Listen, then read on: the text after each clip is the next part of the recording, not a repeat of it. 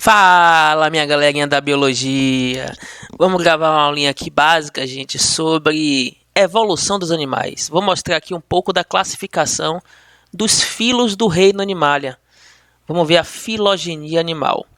E para mostrar para vocês a filogenia dos animais, eu vou começar aqui, gente, mostrando um cladogramazinho dos grupos de animais que existem. Bom, lembre que o reino Animalia é dividido em grupos menores, que são os filos. Aí nós temos o filo Porífera, nós temos Cnidários, nós temos Platelmintos, Nematelmintos, Anelídeos, moluscos, moluscos primeiros na evolução, depois Anelídeos, depois Artrópodes, ou artrópodos, tanto faz. Aí nós temos os equinodermos e os cordados. Então, basicamente, a gente trabalha com 1, 2, 3, 4, 5, 6, 7, 8, 9 filos de animais. Não quer dizer que só existam esses 9.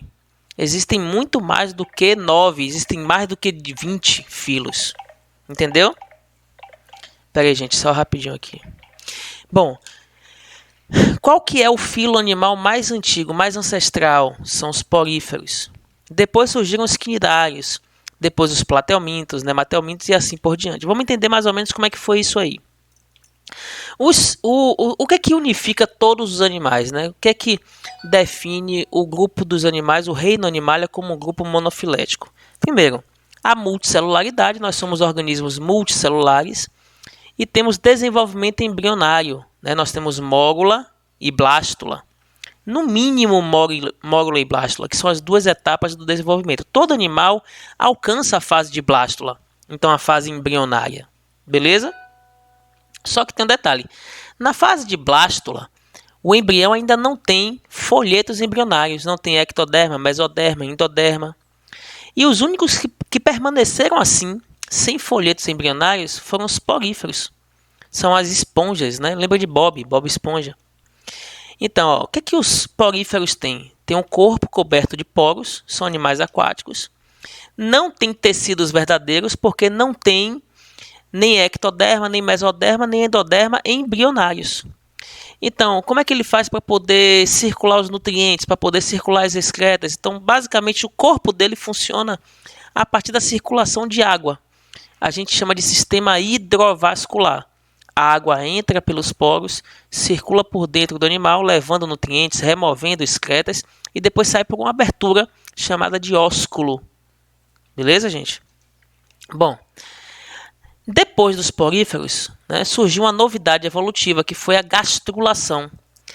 A gástrula, lembra? Mórula, blástula, gástrula. Na gástrula, nós temos a formação de 2 folhetos embrionários. O mesentoderma, que é a parte mais interna, que na verdade alguns chamam de endoderma, e o ectoderma, que é a camada mais externa do embrião. A gente diz que quando surgem os folhetos embrionários, surgem os tecidos verdadeiros. Então, nesse caso, a gente chama todos os animais, a partir daí, de eumetazoa. Porque metazoa quer dizer reino Animalia. Eumetazoa quer dizer que são os verdadeiros animais. Beleza? As esponjas, existe uma discussão se elas deveriam ou não estar no reino dos animais. E aí alguns chamam de parazoários. Certinho, gente? Porque elas não têm tecidos verdadeiros. Mas, assim, por enquanto, as esponjas estão ainda assim no reino dos animais por conta de outras características, como, por exemplo, o desenvolvimento embrionário até a fase de blástula, e outras características que a gente não estuda no ensino médio.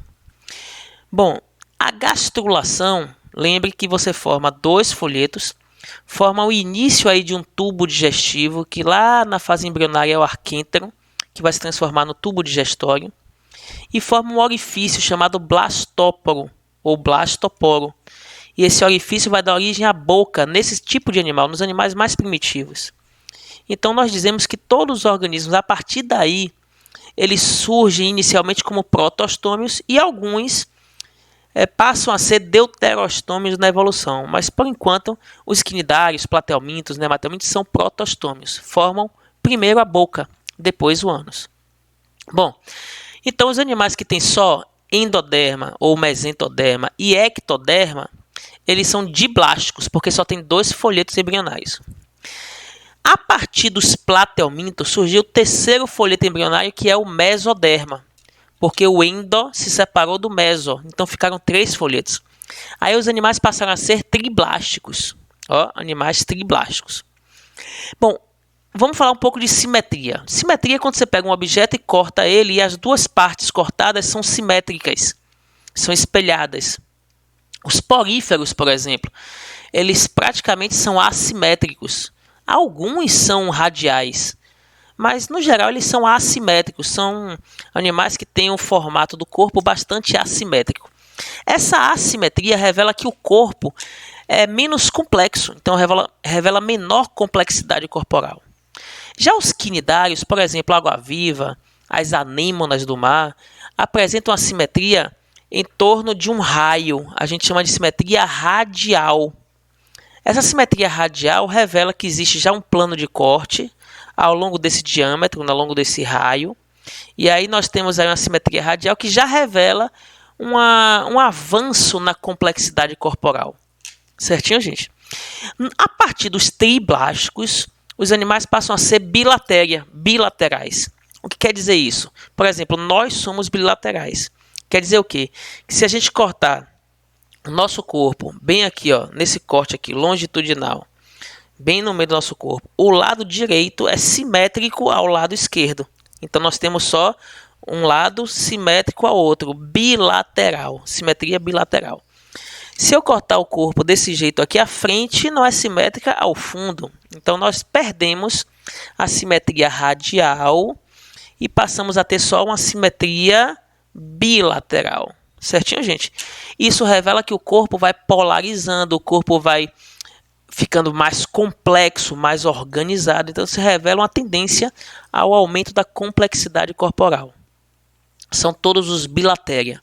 Observe que os bilateria, a gente exclui aí os quinidários e as esponjas, certo? Bom, aí vem os animais triblásticos. Aí é que tá. Todo triblástico tem meso, endo e ecto. 3 camadas embrionais. Só que a camada do meio, mesodérmica, ela no início só preenche o espaço. Aí a gente chama de mesentoderma, a gente chama de mesênquima, desculpe. O mesênquima é quando o mesoderma só preenche. E isso acontece nos platelmintos. Então os platelmintos, apesar de ter mesoderma, mas ele não subdivide o espaço, ele apenas preenche o espaço. Então ele não forma celoma. São animais acelomados, beleza? Bom, então os platelmintos são animais acelomados. Os celomados surgiram a partir de quem? A partir dos nematelmintos surgiram os celomados e a partir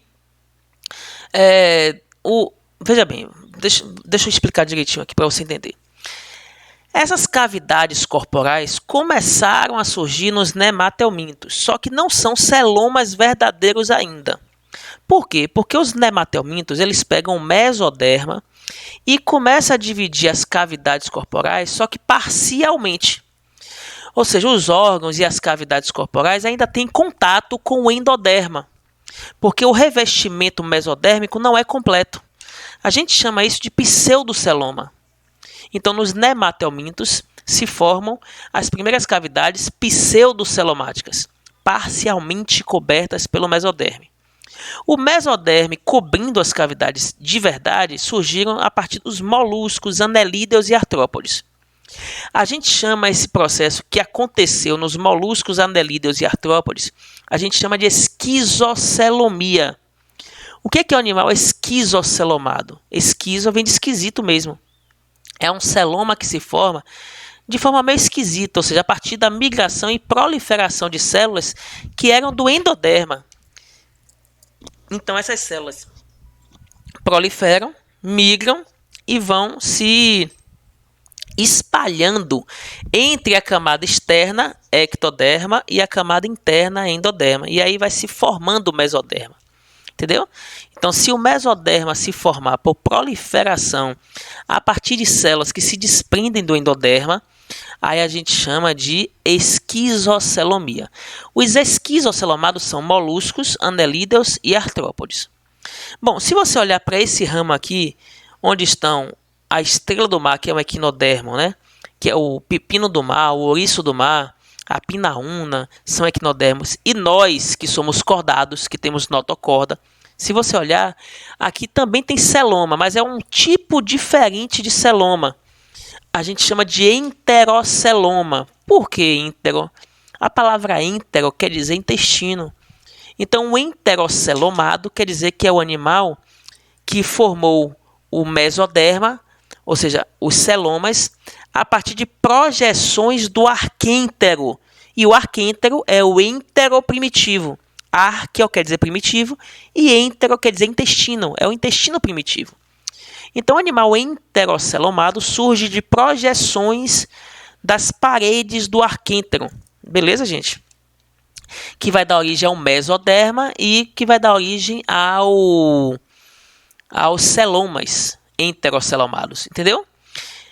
Você já estudou isso na parte de desenvolvimento embrionário, então basta pegar seu caderno, dar uma revisadinha nessa parte que você vai entender o que eu estou falando aqui sobre gástrula, neurula, sobre endoderme, mesoderma, ectoderma, dá uma revisadinha para a gente poder seguir em frente aí.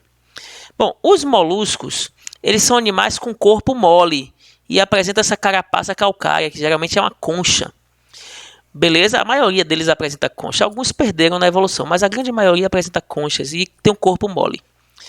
A partir dos moluscos surgem os anelídeos, por exemplo, a minhoca, que passaram a ter o corpo segmentado, dividido em segmentos, em metâmeros. O nome disso é metameria. É o corpo dividido em partes, segmentados, tagmatizados, em tagmas. Beleza, gente? E no caso dos anelídeos, eles já apresentam cerdas formadas por quitina, já apresentam na sua estrutura um pouco de quitina, que já é um prelúdio do que um dia vai ser um artrópode. Então, os artrópodes provavelmente surgiram de anelídeos primitivos. Então, os artrópodes são todos os animais que passaram a ter esqueleto articulado, por isso que o nome artrópodo, apêndice, patas articuladas, artro quer dizer articulação, e que apresentam um esqueleto externo, a carapaça externa quitinosa, que ajuda na proteção, mas atrapalha no crescimento. A gente vai ver isso depois com calma. Então, os artrópodes têm exoesqueleto quitinoso. Os anelídeos têm o corpo segmentado, dividido em anéis. Os artrópodes também têm um corpo segmentado, dividido em anéis. E aqui nós chamamos todos esses organismos aqui, ó, de invertebrados. Inclusive os equinodermos. Porém, tem um detalhe. Os equinodermos são invertebrados. Agora, são invertebrados deuterostômios. Bom, o que é um deuterostômio, Barninho? Lembre o seguinte, gente. Lembre que quando os animais passaram pela fase de gástrula, surgiu o intestino primitivo, que é o arquêntero, e surgiu o primeiro orifício embrionário, que é o blastóporo. Esse primeiro orifício embrionário, na maioria dos animais invertebrados, como por exemplo, os quinidários, os platelmintos, os nematelmintos, os moluscos, os anelídeos, esse blastóporo dá origem à boca. A gente chama de protostômios. Mas a partir da evolução desse ramo aqui, o blastóporo, ao invés de formar a boca, deu origem ao ânus dos animais. E depois se formou a boca. Quando o blastóporo dá origem ao ânus, a gente chama esses animais de deuterostômios. E isso acontece nos equinodermos e nos cordados.